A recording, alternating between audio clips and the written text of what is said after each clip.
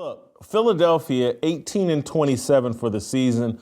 No Joel Embiid last night at, par for the course. This was a winnable game for the Lakers.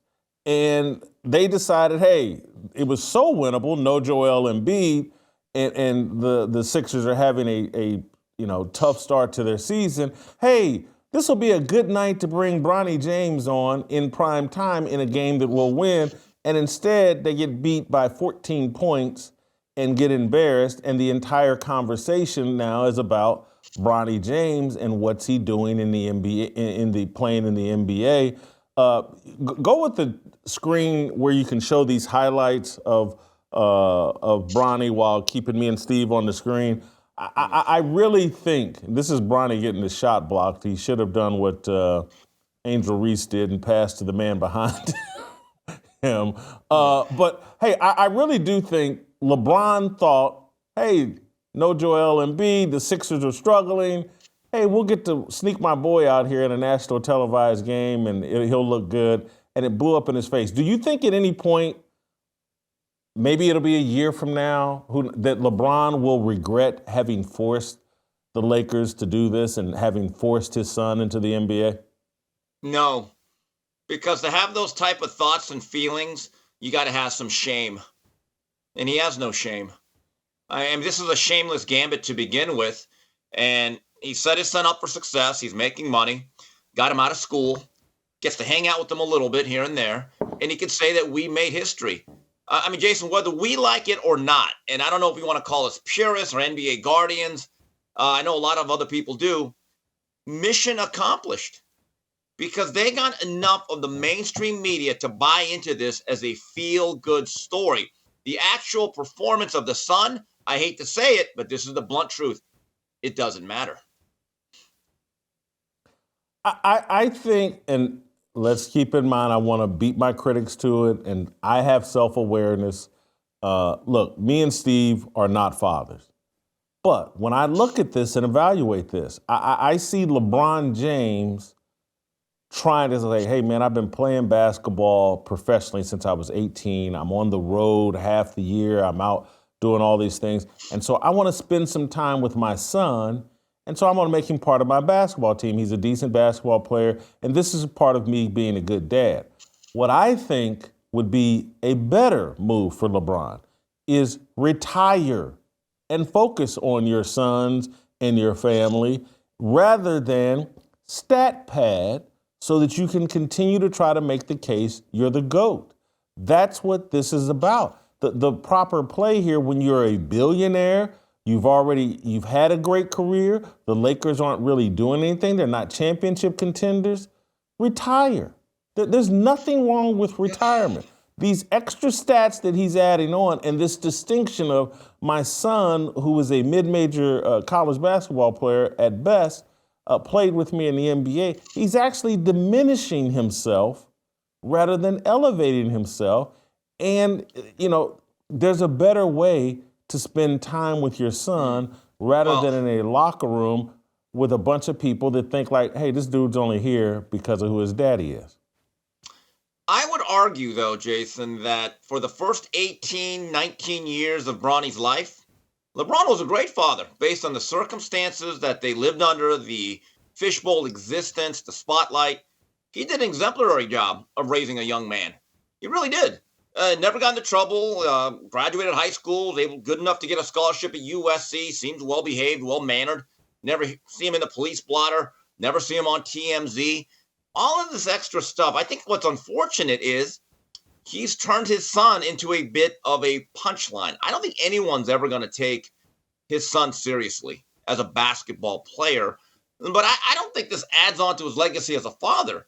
His legacy as a father was already set. He did a good job with all his young men, it seems like. That family's well raised, no matter what criticisms we have of him as an athlete. As a father and husband, based on the circumstances and the life that he leads, it's as good as you can do in this particular era. That does not mean it's perfect. It does not mean that there are warts, but it is what it is. But to me, as someone who used to be a Laker fan and will be again, hopefully within a year or two, this just is really emblematic, as I said, of something that has nothing to do with winning. It is not about the organization. It is certainly not about us fans, but it is about one man and his ego, LeBron James. If debt has been holding you back, this is your moment. Give your finances a fresh start. Contact PDS Debt for a personalized debt solution. If you're making payments every month and your balances aren't going down, they have solutions for you. Bad or fair credit? No problem. PDS can help you save more and pay off your debt in a fraction of the time. Get a free debt analysis right now at pdsdebt.com/fearless. But I'm gonna have to get you to jump in here because you're a father of two. But I'm going to say I agree with you, Steve. Based on the limited information that we have, LeBron's done a great job as a father, based on the limited information we have. I will say this, just thinking about my own father and the things that I remember, and maybe I'm going to be a tiny bit of a hypocrite here, because my fondest memories is the time I spent with my father at the bars he owned and engaging and hanging out with my dad and his friends at Jimmy's J Bar J and the Masterpiece Lounge. And I mean, those are some of my greatest memories. The fishing trips that he and my brother and I took, the Pacer games we went to, those are great memories as well. And then when I got a little bit older, the trips we took where I took my dad to a Mike Tyson fight. Me, my dad, and my brother all went to a Tyson fight in Vegas. But I just think there's a time when you're a father and you spent so much time traveling around like LeBron, is you have a desire to spend more quality time with your son. And no different than me hanging out at the Jimmy's J Bar J when I was underage, and I'd sit back in the kitchen. And during the day I could sit at the bar. Once it became at night, we'd either go to my dad's office or we'd sit in the kitchen. I get a man wanting to spend time with his son and making him a part of his work life. I can. I hate to. Gaston Mooney told me that one of his son's favorite thing is to take a work trip with him, and loves that. And they get to spend a lot of time. And so maybe that's all LeBron's doing, and I need to be a little bit easier on him. But I just think when you make your son, it's not like I was serving drinks at the Masterpiece Lounge, not like I was the DJ at the Masterpiece Lounge. I was a little mascot that sat on a bar stool or sat in my dad's office or sat in the kitchen, out of the way, not a major focus of what was going on with the match. Anyway, Butter, I'm sure you can relate and perhaps have a thought on what LeBron's trying to accomplish with his son. Good, bad, indifferent about it. You think proper thing he's doing here? I don't think it's proper. I look for ways to not embarrass my kids as they've gotten older, and we love spending time together. I love spending time with my kids, but I'm also cognizant of how I'm doing it and where I'm doing it. When I'm at their baseball games or I'm coaching or I'm involved with them, I'm trying hard to not put them in uncomfortable positions. I think LeBron has just missed that mark, almost socially inept to the degree. That's a separate conversation from how good of a father he is or how close their family is. Being a father is being present. It's not being perfect, and he has been there. And there's a lot of great that you see in that family. I just think this is a socially inept decision. That's why I don't think he'll feel bad about it in a few years. And I agree with your point. If this is about spending more time, then retire. And I think that's the move. I think this has not been a very good look. I think it's made his son honestly uncomfortable, and it just feels forced. And nothing about it is judging him as a father, but as a decision maker. Yeah, Steve, you know what I think LeBron could have retired a year or two ago, and he could be traveling to Bronny's college basketball games. What better experience is that? Well, Jason, how many times have we heard this? A guy retires, either a coach or player. Well, I've had a good long run.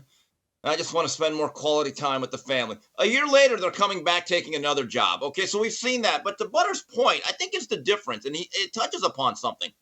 Jason, when you're hanging out in the back of the kitchen of your father's bar, and maybe you're helping out, if you break a dish or you screw up an order, the public doesn't see it. It's not a viral moment. When Gaston Mooney is out there on a trip with his son, there's not the paparazzi following their every move. It's two people getting to know each other.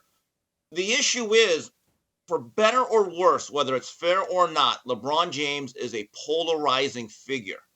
So once it becomes that 20-point blowout with 3 minutes to go, and that young man chucks into the game, at least half of America, and we're an example of it right now on this segment, we are sharpening the knives. We are waiting for those moments where he blows a layup, where he gets his shot rejected in the third row. And guess what? We're leading off with it today on Fearless.